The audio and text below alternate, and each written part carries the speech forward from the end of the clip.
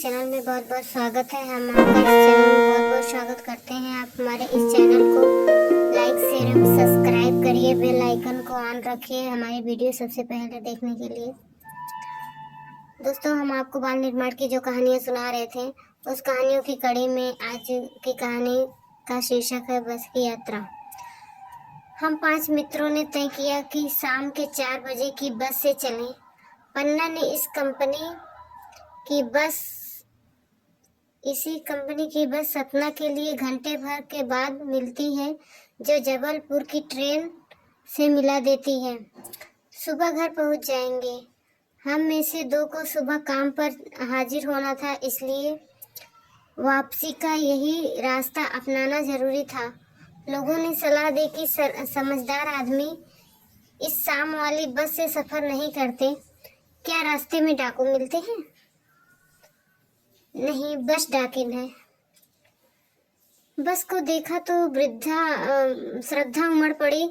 खूब वयोवृद्ध थी वो, मतलब बस बहुत पुरानी थी, इसलिए वृद्ध कह रहे हैं सब। सदियों का अनुभव के निशान लिए हुए पड़े थे लोग, इसलिए इससे सफर नहीं करना चाहते कि वृद्धावस्था में इसे कष्ट होगा। यह बस पूजा के योग्य थी, उस पर सवार कैसे हुआ जा सकता था? बस कंपनी के एक हिस्सेदार भी इस बस से जा रहे थे। हमने उनसे पूछा, यह बस चलती भी है? वह बोले, चलती क्यों नहीं है जी, अभी चलेगी। हमने कहा, वही तो देखना चाहते हैं, अपने आप चलती है? हाँ जी, और कैसे चलेगी? गजब हो गया, ऐसी बस अपने आप चलती है।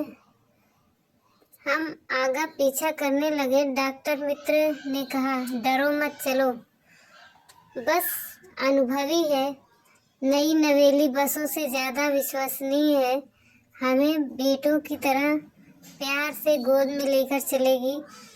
हम बैठ गए। जो छोड़ने आए थे वे इस तरफ देख रहे थे और अंतिम विदा दे रहे थे। उनकी आंखें या कह रही थी, आना जाना तो लगा ही रहता है, आया है सो जाएगा, राजा रंक और फकीर। आदमी को कूच करने के लिए एक निमित्त चाहिए। इंजन सचमुच स्टार्ट हो गया, ऐसा जैसे सारी बस ही इंजन है और हम इंजन के भीतर बैठे हैं। कांच बहुत कम बचे थे, जो बचे थे उसने हमें बचना था, उनसे हमें ही बचना था। हम फौरन खिड़की से दूर सरक गए। इंजन चल रहा था, हमें लग रहा था कि हमारी सीट के नीचे इंजन है। बस सचमुच चल पड़ी और हमें लगा कि गांधी जी के असहयोग आंदोलन और सविनय अवज्ञा आंदोलन के वक्त अवश्य जवान रहेगी। इसे ट्रेनिंग मिल चुकी है, हर हिस्सा दूसरे के असहयोग कर रहा था। पूरा बस सविनय अवज्ञा आंदोलन के दौरे से गुजर रही थी। सीट की बॉडी से असहयोग चल रहा था। कभी लगता सीट बॉडी को छोड़कर आगे निकल जाएगी, कभी लगता कि सीट को छोड़कर बॉडी आगे भाग जा रही है। 8-10 मील चलने पर सारे भेदभाव मिट गए। यह समझ में नहीं आया था कि सीट पर हम बैठे हैं या सीट हम पर बैठी है। एकाएक बस रुक गई। मालूम हुआ कि पेट्रोल की टंकी में छेद हो गया है। ड्राइवर ने बाल्टी में पेट्रोल निकालकर उसे बगल में रख दिया और नली डालकर इंजन में भेजने लगा। अब मैं उम्मीद कर रहा था कि थोड़ी देर बाद बस कंपनी के हिस्सेदार इंजन को निकाल गोद में रख लेंगे और इसे नली में पेट्रोल पिलाएंगे, जैसे माँ बच्चे के मुंह में दूध की शीशी डालती है। बस की रफ्तार अब 15-20 मील हो गई थी। मुझे उसके किसी हिस्से पर भरोसा नहीं था। ब्रेक फेल हो सकता है, स्टीयरिंग टूट सकती है। प्रकृति के दृश्य बहुत लुभावने थे। दोनों तरफ हरे भरे पेड़ थे जिन पर पक्षी बैठे थे। मैं हर पेड़ को अपना दुश्मन समझ रहा था। जो भी पेड़ आता डर लगता कि इससे बस टकराएगी। वह निकल जाता तो दूसरे पेड़ का इंतजार करता। झील दिखती तो सोचता कि इससे बस गोता लगा जाएगा। एकाएक फिर बस रुकी। ड्राइवर ने तरह तरह की तरकीबें की पर वह चला नहीं। सविनय अवज्ञा आंदोलन शुरू हो गया था। कंपनी के हिस्सेदार कह रहे थे, बस तो फर्स्ट क्लास है जी, यह तो इत्तेफाक की बात है। छीड़ चांदनी के वृक्षों की छाया के नीचे वह बस बड़ी दयनीय लग रही थी। लगता जैसे कोई वृद्धा थक कर बैठ गई हो। हमें ग्लानि हो रही थी कि बेचारी पर लदकर हम चले आ रहे हैं। अगर इसका प्राणांत हो गया तो इस बियाबान में हमें इसकी अंत्येष्टि करनी पड़ेगी।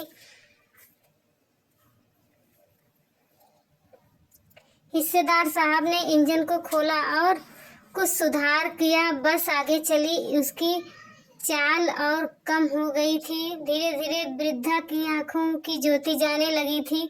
चांदनी में रास्ता टटोल कर हमें रेंग रही थी।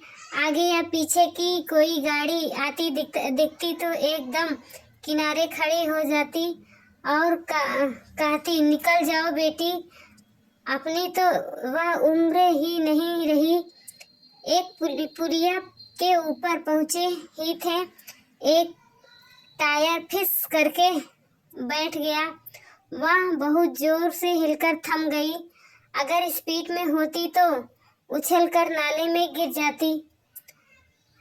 मैंने उस कंपनी के हिस्सेदार की तरफ पहली बार श्रद्धा भाव से देखा।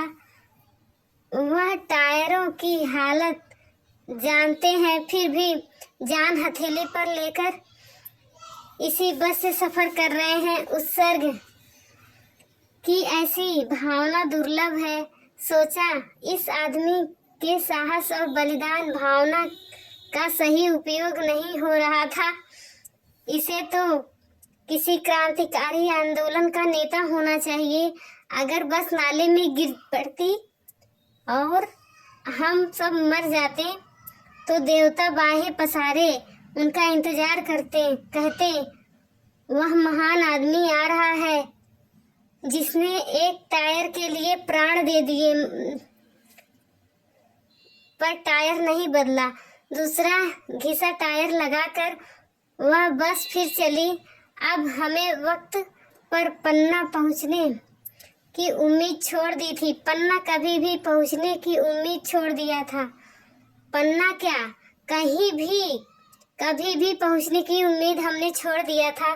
लगता था जिंदगी इसी बस में गुजरने वाली है और इससे सीधे उस लोक को प्रयाण कर देंगे। इस पृथ्वी पर उसकी कोई मंजिल नहीं है। हमारी बेताबी, तनाव खत्म हो गए। हम बड़े इत्मीनान से घर की तरह बैठ गए। चिंता जाती रही। हंसी मजाक चालू हो गया। आशा है दोस्तों आपको हमारी कहानी बहुत पसंद आई होगी। अगर ये कहानी पसंद आई हो तो लाइक शेयर एवं सब्सक्राइब करिए। बेल आइकन को ऑन रखिए हमारे वीडियो सबसे पहले देखने के लिए। हमारे वीडियो में लास्ट तक बने रहने के लिए आपका बहुत बहुत धन्यवाद। मिलते हैं अगली कहानी में।